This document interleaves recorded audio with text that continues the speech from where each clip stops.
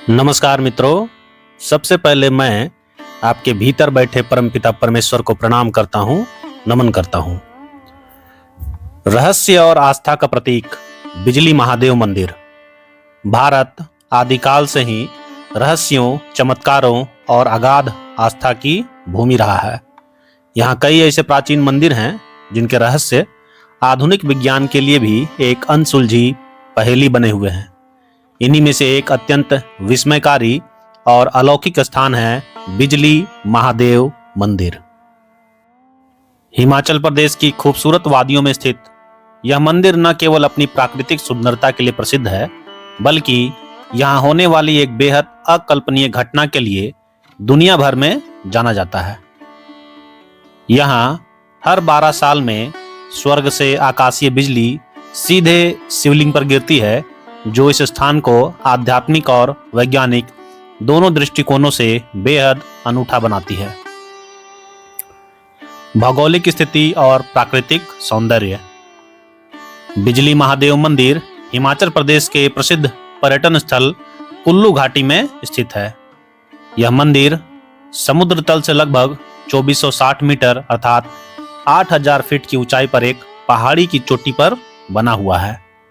व्यास और पार्वती नदियों के संगम के पास स्थित इस पहाड़ी से पूरी कुल्लू और मणिकरण घाटी का विहंगम दृश्य दिखाई देता है।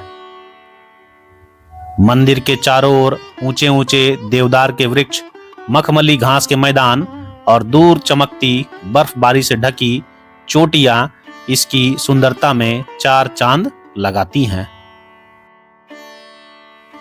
यहाँ तक पहुँचने के लिए श्रद्धालुओं को घने जंगलों के बीच से होकर एक कठिन लेकिन बेहद खूबसूरत ट्रैक पार करना पड़ता है। मित्रों, ये तो हो गया बिजली महादेव के आसपास की भौगोलिक स्थिति। अब देखेंगे हम लोग पौराणिक कथा और इसके नामकरण का इतिहास।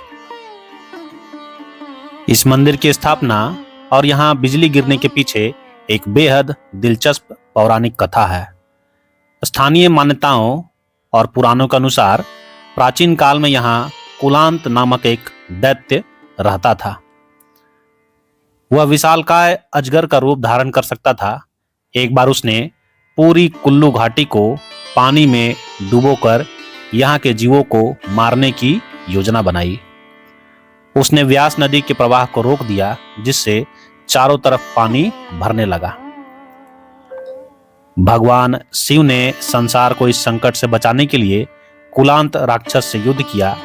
शिव जी ने चालाकी से दैत्य के कान में कहा कि तुम्हारी पूंछ में आग लग गई है। जैसे ही कुलांत ने पीछे मुड़कर देखा, शिव जी ने अपने त्रिशूल से उसका वध कर दिया। दैत्य का विशाल शरीर एक बहुत बड़ी पहाड़ी में बदल गया, जिसे आज हम कुल्लू पहाड़ी के नाम से जानते हैं। दैत्य के मरने के बाद भी उसके भीतर का क्रोध और नकारात्मक ऊर्जा शांत नहीं हुई थी। इसलिए भगवान शिव ने देवराज इंद्र को आदेश दिया कि वे हर 12 साल में इस स्थान पर आकाशीय बिजली गिराएं, ताकि वह विनाशकारी ऊर्जा धरती को नुकसान न पहुंचा सके और शिव जी स्वयं उस बिजली को अपने ऊपर झेल सकें। तभी से इस मंदिर का नाम बिजली महादेव पड़ गया। आकाशीय बिजली का गिरना और शिवलिंग का टूट जाना।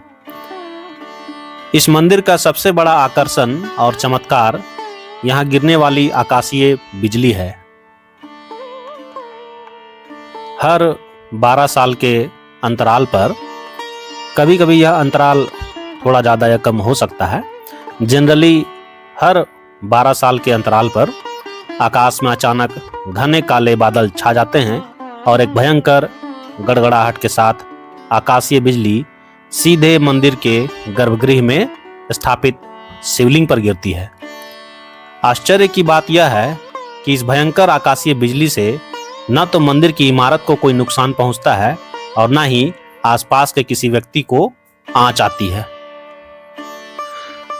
बिजली का पूरा प्रहार केवल शिवलिंग पर ही होता है। बिजली की अत्यधिक ऊर्जा और गर्मी के कारण पत्थर का वह मजबूत शिवलिंग मक्खन की तरह बिखर कर टुकड़ों में टूट जाता है।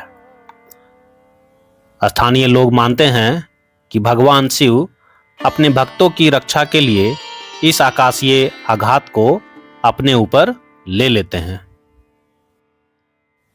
अब देखेंगे हम लोग मक्खन से दोबारा जुड़ने का चमत्कार। शिवलिंग जो बिजली के कारण टुकड़ों में बिखर जाता है, मक्खन से दोबारा उसे जोड़ा जाता है। शिवलिंग टूटने के बाद मंदिर के मुख्य पुजारी और स्थानीय लोग एक विशेष अनुष्ठान करते हैं। बिखरे हुए शिवलिंग के टुकड़ों को इकट्ठा किया जाता है। उसके बाद मक्खन, सत्तू और एक विशेष लेप की मदद से उन सभी टुकड़ों को आपस में जोड़ा जाता है। यहाँ सबसे बड़ा चमत्कार तब देखने को मिलता है जब मक्खन से जोड़ा गया वह शिवलिंग कुछ ही दिनों के भीतर अपने आप दोबारा ठोस पत्थर का रूप धारण कर लेता है।